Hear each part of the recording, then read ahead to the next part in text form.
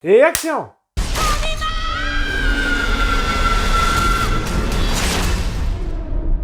Ce qui est certain, c'est que ce long métrage ne fera pas arrêter de manger des bonbons.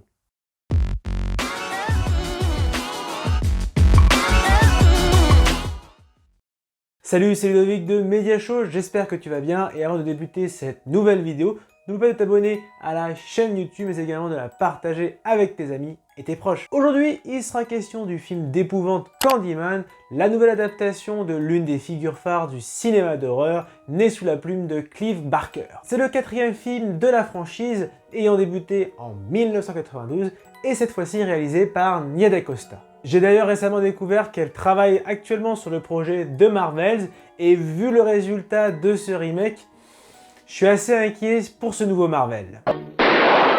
Passons sans plus attendre à la critique. Cette vidéo sera sans spoiler.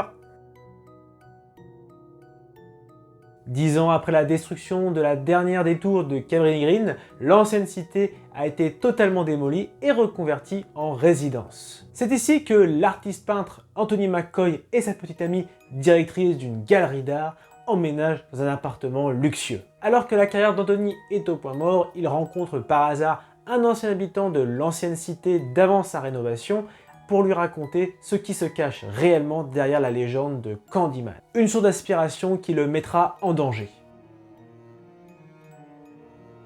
N'ayant pas vu les 3 précédents longs métrages, je suis donc allé découvrir au cinéma le film Candyman en terre inconnue. Pour autant, ce n'est pas forcément dérangeant car la réalisation de Nia DaCosta se présente plutôt comme un remake avec de nouveaux personnages et une nouvelle base scénaristique sur la légende urbaine de Candyman. Et à vrai dire, c'est une énorme déception. Pourquoi donc?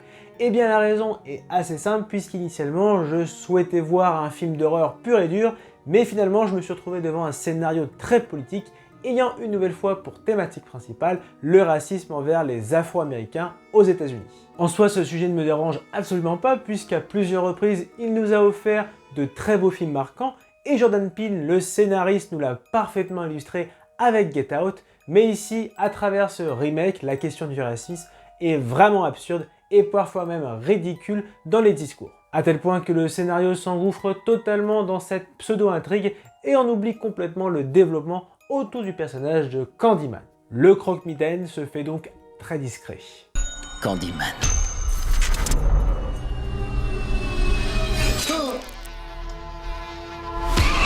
Finalement, on se retrouve devant un film qui dure 1h30 sans véritable histoire horrifique, si ce n'est quelques passages sortis du contexte. Les gamines dans les toilettes du lycée, à quoi sert réellement cette scène? Avec un rythme très lent, un message communautaire qui ne passe pas et un dénouement vraiment bâclé. Bref, un scénario bordélique et poussif à souhait. Le seul véritable point positif, c'est le développement soigné du personnage principal Anthony McCoy, permettant d'apporter une dimension psychologique à l'histoire. Si le scénario n'est pas convaincant, la mise en scène se révèle particulièrement efficace et inventive.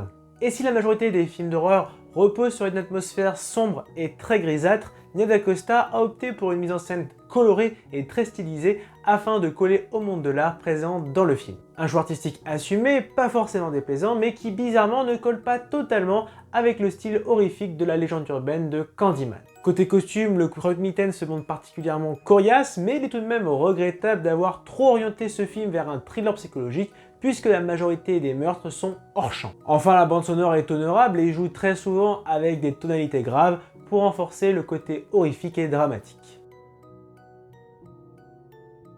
La distribution est portée par Yahya Abdul-Mateen après avoir figuré dans les 7 de Chicago fin 2020 sur Netflix. L'acteur nous offre une belle interprétation, très impliqué dans son rôle, et est accompagné de second rôles honorables, Teyonah Parris, Brianna Cartwright ou encore Nathan Stewart Jarrett.